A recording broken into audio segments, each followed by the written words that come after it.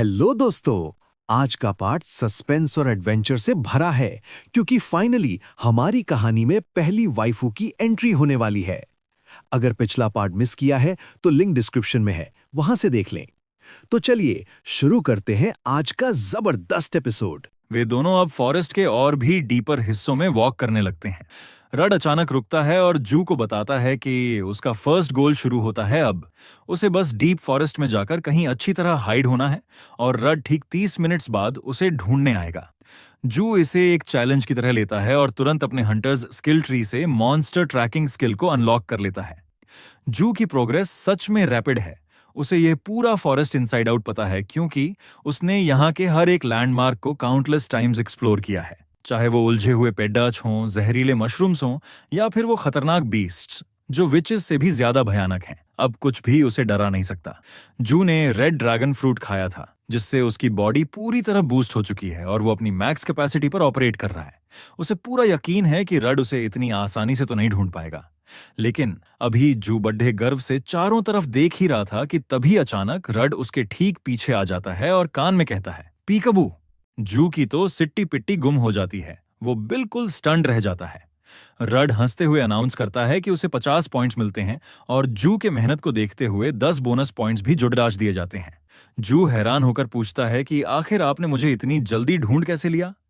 Rod बस मुस्कुराता है और कहता है कि जू के चेहरे की ये क्यूरियोसिटी देखकर उसे बहुत मजा आ रहा है और काफी समय बाद किसी को टीच करने में उसे इतना फन मिल रहा है। फिर रड कहता है कि अब मजाक छोड़ दो, अब सीरियस होने का टाइम आ गया है। तभी जू की क्वेस्ट अपडेट होती है, हंटर्स हेजिंग अब हंटर्स ट्रायल बन चुकी है। इसी के साथ जू ऑफिशियली मॉन्स्टर हंटर क्लास हासिल कर लेता है। उसे एक साथ कई नई स्किल्स मिलती हैं जैसे हर्बलिज्म, इंटरमीडिएट सोर्ड्समैनशिप, सर्वाइवलिज्म, मस्केट शूटिंग और ट्रैकिंग। जू एक गहरी और शैतानी हंसी हंसता है और कहता है कि वो रड के साथ आगे वर्क करने के लिए बहुत एक्साइटेड है। देखते ही देखते 3 मंथ्स पास हो जाते हैं। रड जू की प्रोग्रेस देखकर बहुत इंप्रेस है और कहता है कि यह सच में इंप्रेसिव है कि जू ने इतनी जल्दी सब मास्टर कर लिया। जू अब कॉन्फिडेंस से भरा हुआ है। वो कहता है, अगर आपको यकीन नहीं तो इस बार आप छुपिए और मुझे आपको ढूंढने दीजिए। रड उसके कंधे पर हाथ रखता है और कहता है कि उसे जू का यह जोश पसंद आया। रड एक शर्त रखता है कि अगर 1 घंटे के अंदर जू उसे नहीं ढूंढ पाया तो आज रात का डिनर जू को ही बनाना पड़ेगा। जू हंसकर कहता है कि यह डील उसे मंजूर है। रड वहां से निकलता है और जू के चेहरे पर एक शरारती स्माइल आ जाती है। रड एक ऊंचे रॉकी स्लोप पर चढ़ना शुरू करता है। वो मन ही मन सोचता है कि अपनी लाइफ के इस मोड़ पर आकर भी जू जैसा एक पैशनेट अप्रेंटिस मिलना बहुत रिफ्रेशिंग है। वो फैसला करता है कि वो बहुत ज्यादा दूर नहीं छुपेगा, बस क्लिफ के पास एक ऐसी जगह ढूंढ लेगा जहां जू उसे 1 घंटे तक तो बिल्कुल नहीं ढूंढ पाएगा। रड आराम से एक जगह सेटल होकर रिलैक्स करने ही वाला था कि अचानक जू फ्रेम में आ जाता है और रड की टांग पकड़ लेता है। रड का चेहरा देखने लायक था, एकदम ओ शिट वाला एक्सप्रेशन। जू धीरे से कहता है, पीकबू। रड को अपनी आंखों पर यकीन नहीं होता। उसे लगता है ये शायद बस लक होगा। लेकिन इसके बाद रड जितनी बार भी छुपने की कोशिश करता है, नतीजा वही निकलता है। हर बार जू उसे ढूंढ निकालता है। रड हार मान लेता है और कहता है कि उसे यकीन नहीं हो रहा कि जो स्किल्स उसने 5 सालों में सीखी थीं, जू ने उन्हें सिर्फ 3 महीनों में अपना बना लिया। रड इस बार एक नजदीकी गुफा के और भी गहरे हिस्से में चला जाता है, ये सोचकर कि यहाँ तो जू पक्का नहीं पहुंच पाएगा। लेकिन जैसे ही वो अंदर जाता है, उसे एहसास होता है कि ये एक हेल हाउंड का नेस्ट है। रड खुद थोड़ा नर्वस हो जाता है। तभी जू फिर से उसके पीछे प्रकट होता है और हंसते हुए कहता है, गार्डियन ऑफ ह्यूमैनिटी का टिप नंबर 1, एक सोए हुए हेल हाउंड को तो भूकंप भी नहीं जगा सकता। फिर वो मासूमियत से पूछता है, तो मास्टर क्या मैं टेस्ट में पास हुआ? रड एक गहरी सांस लेता है और उसे कंग्रेचुलेट करता है।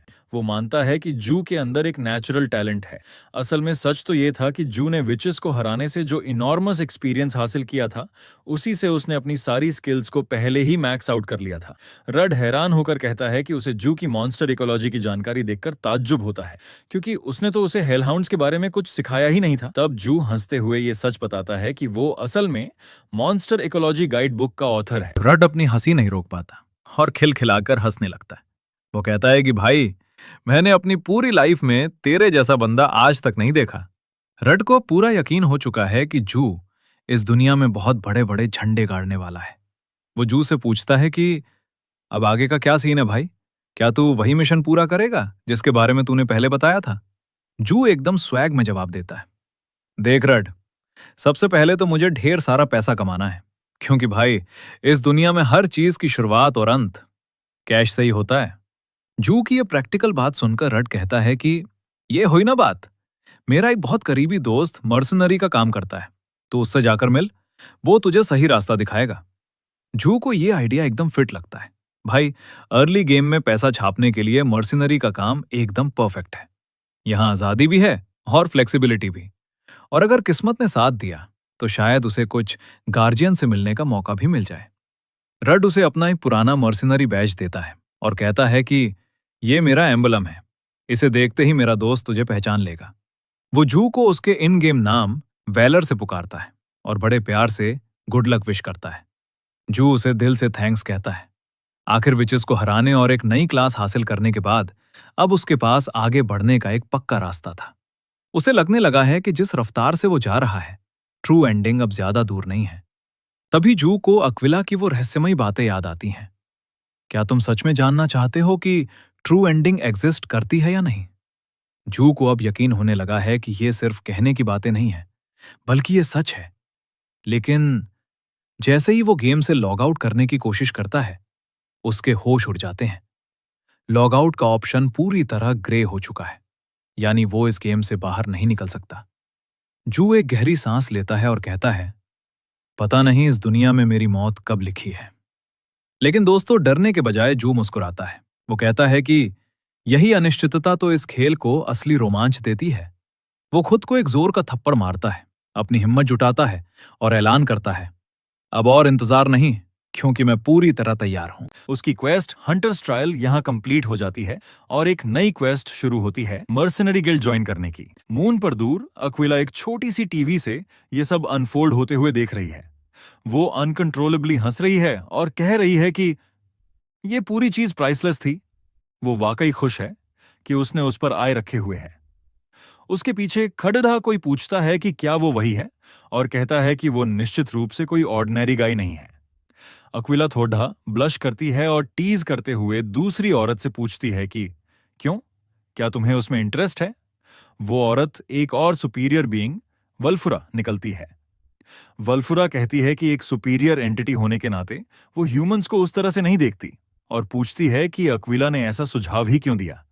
अक्विला एक प्लेफुल श्रग के साथ जवाब देती है, क्योंकि वो क्यूट है। वल्फुरा के चेहरे पर एक स्माइल तक नहीं आती। अक्विला उसे बहुत सीरियस बुलाती है और कहती है कि वो पहले काफी मोर फन हुआ करती थी। वल्फुरा जवाब देती है कि वो दिन अब बहुत पीछे छूट गए हैं। वो फिर पूछती है कि क्या अक्विला ने वाकई जू के सारे डेट्स चुका दिए हैं। अक्विला कहती है कि उसका ख्याल काफी समय पहले ही रख लिया गया था। वल्फुरा कहती है कि यह थोड़ा ट्विस्टेड है। वो बेचारा अभी भी किसी ऐसी चीज को चुकाने के लिए इतनी हार्ड वर्क कर रहा है जो पहले ही रिजॉल्व हो चुकी है। अक्विला मुस्कुराती है और कहती है, यही तो इसे इतना एंटरटेनिंग बनाता है। दोस्तों, अक्विला तो जू के साथ काफी ट्विस्टेड गेम खेल रही है। क्या आपको लगता है कि जू को सच पता चलने पर वो बदला लेगा? मुझे कमेंट में जरूर बताएं। वल्फुरा उसे रूथलेस बुलाती है। अक्विला मुस्कुराती है और इस कॉम्प्लीमेंट के लिए उसे थैंक करती है। वल्फुरा पूछती है कि क्या जू उसके किसी बिग प्लान का हिस्सा है या सिर्फ एक टॉय। अक्विला अपनी सीट एडजस्ट करने से पहले सोचने के लिए एक मोमेंट लेती है और कहती है कि वो एक प्रॉमिसिंग टैलेंट की तरह है। उसकी आंखें थोड़ी ग्लिंट करती हैं, जो किसी ऑब्सेसिव चीज की ओर इशारा करती हैं। वो फिर कहती है कि वो बस उसे वॉच करते रहना चाहती है। वापस ग्राउंड पर जू एक लंबी साई लेता है और फॉरेस्ट फ्लोर पर कोलैप्स हो जाता है। वो कहता है कि उसके लेग्स जवाब दे रहे हैं और वो वंडर करता है कि ये फॉरेस्ट इतना बड़ा क्यों है। अपने करंट स्टैट्स के साथ वो इसे आधे दिन में पार कर सकता है, लेकिन ये फिर भी बहुत एग्जॉस्टिंग है।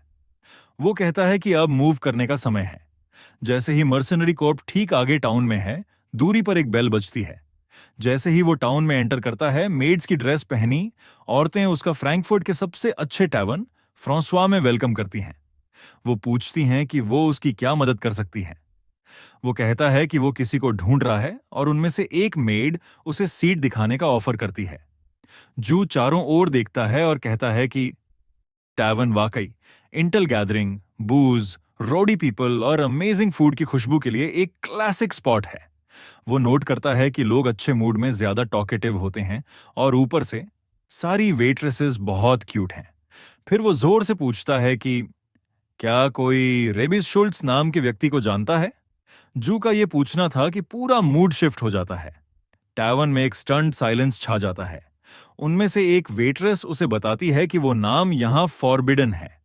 जू पूछता है क्यों, और दूसरी वेटरेस फ्रीक आउट करने लगती है और समझाती है कि शुल्ट्ज बहुत डेंजरस है। वो कहती है कि उसका बॉयफ्रेंड एक बार उसके साथ इन्वॉल्व हुआ था और एक मम्मी की तरह मुश्किल से जिंदा वापस आया। जू पैनिक करने लगता है और वंडर करता है कि भाई, रड ने मुझे किस तरह के लुनेटिक से इंट्रोड्यूस करवाया है। पास बैठे दो बूढ़े आदमी अपने पिछले रन-इन्स के बारे में विस्पर करने लगते हैं, जिससे उसका डर और बढ़ जाता है। एक वेटरेस उसे तुरंत जाने के लिए कहती है, ये कहते हुए कि शुल्ट्ज किसी भी मिनट यहां होगा। जू पूछने की कोशिश करता है कि वे सब इतने अफ्रेड क्यों हैं। फिर अचानक उसे अपने चेहरे पर कुछ रब होते हुए महसूस होता है। वो स्टिफन हो जाता है और जानना चाहता है कि वो कौन था। वो मुद्दता है और अपने सामने एक स्ट्रेंज मैन को खड़ीढ़ा देखता है। ये रेबीज शुल्ट्ज है। शुल्ट्ज नीचे देखता है, जू की वेस्ट पर बैज देखता है और तुरंत उसे रड के रूप में पहचान लेता है। वो हंसने लगता है और कहता है कि ये परफेक्ट टाइमिंग है, क्योंकि वो एक नए बैटल स्लेव, या जैसा कि वो खुद को सुधारता है, कंपेनियन की तलाश में है। जू एकदम स्टन्ड है और पूछता है कि अभी इसने क्या कहा। वो खुद से मटर करता है कि रड एक टोटल जर्क है और अगली बार जब हम मिलेंगे तो मैं उसे निश्चित रूप से मार डालूंगा। वो आगे कहता है कि ये बंदा एक एब्सोल्यूट फ्रीक है। फिर उसे एहसास होता है कि किसी तरह वो प्रिंस इलेक्टर और बजामिड की फोर्सेस के बीच एक वॉर में खींचा गया एक कॉन्स्क्रिप्ट बन गया है। शुल्ट्ज मुस्कुराता है और कहता है कि वो चीजों को जल्दी समझता है और स्पष्ट रूप से एक स्मार्ट वन है।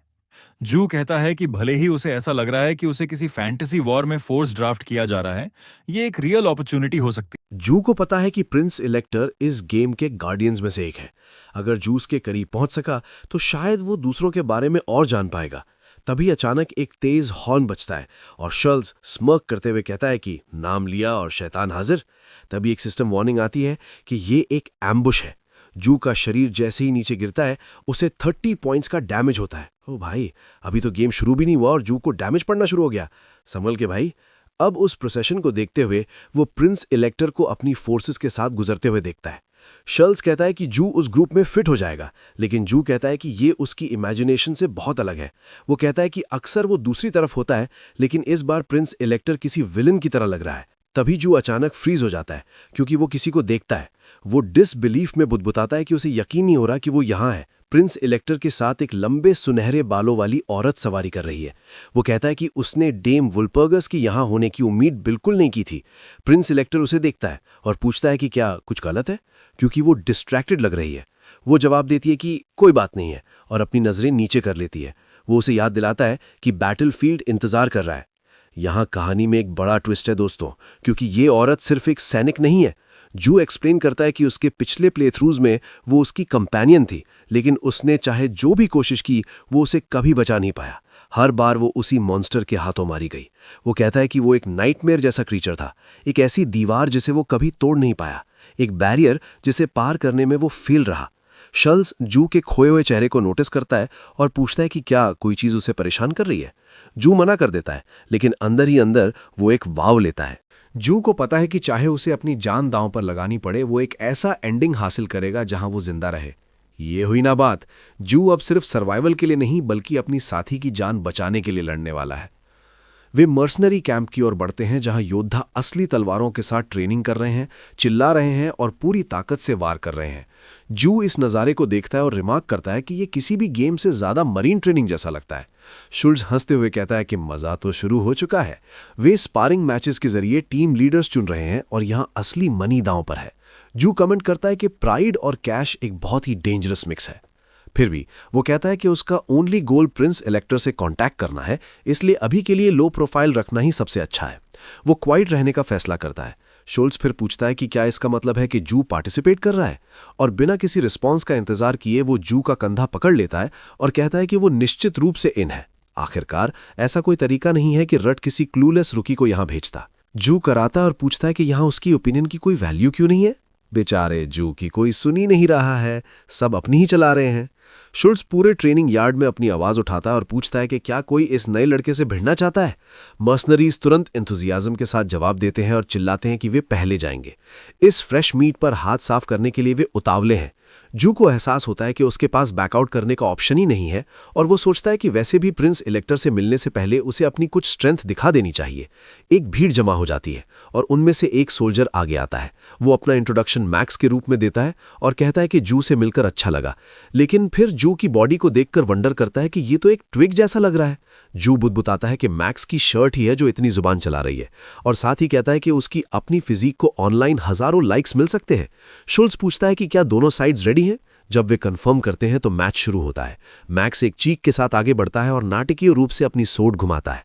तैयार हो जाओ दोस्तों, क्योंकि अब तगड़ा एक्शन होने वाला है। पलक झपकते ही मैक्स जमीन पर लेटा होता है। एक ही हिट में पूरी तरह से डिफीट हो जाता है।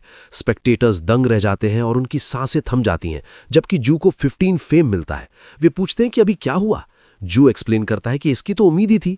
रेड ड्रैगन फ्रूट्स खाने के बाद उसकी करंट स्ट्रेंथ एक ओगर के बराबर है। दूसरे लोग कहते हैं कि उन्हें ये खुद अपनी आंखों से देखना होगा और उस पर हमला करने की जिद करते हैं। जू को चारों तरफ से घेर लिया जाता है।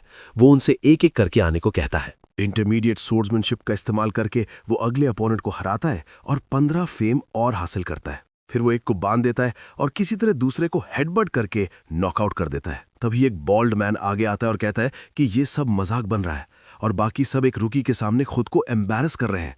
उसका नाम शार्लेट है और उस फेमिनिन नेम के बावजूद उसकी बॉडी किसी प्रोफेशनल बॉडी बिल्डर की तरह है। जो उसे घूरता है और सोचता है कि क्या ये इंसान भी है। उसे लगता है कि ये बहुत ज़्यादा हो रहा है और वो सोचता है कि शायद उसे कॉम्बैट लॉग गेम बंद कर देना चाहिए, लेकिन उसे याद आता है कि वो लॉग आउट नहीं कर सकता। वो खुद से कहता है कि उसे रेस्ट की ज़रूरत है, लेकिन शार्लेट बिना किसी वार्निंग के उस पर लीप करता है। जू बुदबुदाता है कि फेट वाकई बहुत बुरी चीज़ है और कहता है कि अगर बात यहाँ तक आ ही गई है तो वो इससे ठीक से डील करेगा। शार्लेट को हाथ और कॉलर से पकड़कर वो एक परफेक्ट जूडो थ्रो मारता है और उस जायंट को कॉन्क्रीट पर पटक देता है। शार्लेट तुरंत ढेर हो जाता है। जू को 30 फेम मिलता है और वो कमेंट करता है कि वो बंदा बहुत ज्यादा भारी था। आसपास के मर्सनरीज डिस्प्लीज्ड हैं। उन्हें यकीन ही नहीं हो रहा कि शार्लेट हार गया। शुल्स न जाने क्यों ब्लश करने लगता है। अरे शुल्स को क्या हो गया, ये क्यों शर्मा रहा है भाई। बाकी सब जू को घेर लेते हैं और शार्लेट को हराने के लिए उससे मॉन्स्टर बुलाते हैं। वे कहते हैं कि भले ही वो दुबला पतला है, लेकिन उसका शरीर बैटल के लिए बना है और वे खुद उसे चैलेंज करने के लिए बेताब है। शुल्स भीड़ को चीरते हुए आगे आता है और सबको हटने के लिए कहता है। वो एक ट्विस्टेड ग्रीन के साथ हंसने लगता है। जू गेस करता है कि शायद रड का अप्रेंटिस होने के नाते शुल्स उस पर थोड़ा रहम खाएगा, लेकिन शुल्स कुछ और ही अनाउंस कर देता है। वो डिक्लेयर करता है कि जू को चुन लिया गया है और इस मोमेंट से वो आने वाली बैटल के लिए नया ग्रुप लीडर है। जू तुरंत अपनी लाइफ चॉइसेस पर सवाल उठाने लगता है और एक साइलेंट एग्जिस्टेंशियल क्राइसिस में डूब जाता है। उसके चारों ओर मर्सनरीज चीयर करते हैं और अपना आर्मर पहनना शुरू कर देते हैं। जू इस कियोस को देखता और वंडर करता है कि वो किस तरह की मुसीबत में फंस गया है। सिस्टम उसे नोटिफाई करता है कि quest join the mercenary guild अब कंप्लीट हो गया है और एक नया क्वेस्ट शुरू हुआ है, रीटेक हारहाइम हिल। हाय दोस्तों, आप सबका साथ पाकर दिल से थैंक यू। अगला एपिसोड मिस नहीं करना चाहते तो हमारी इस छोटी सी फैमिली का हिस्सा बनो। अभी सब्सक्राइब करो और बेल आइकन दबाओ। आपके लाइक्स और कमेंट्स मुझे और भी कमाल का कंटेंट बनाने के लिए सुपर मोटिवेट करते हैं। फिर मिलेंगे दोस्तों, बाय बाय।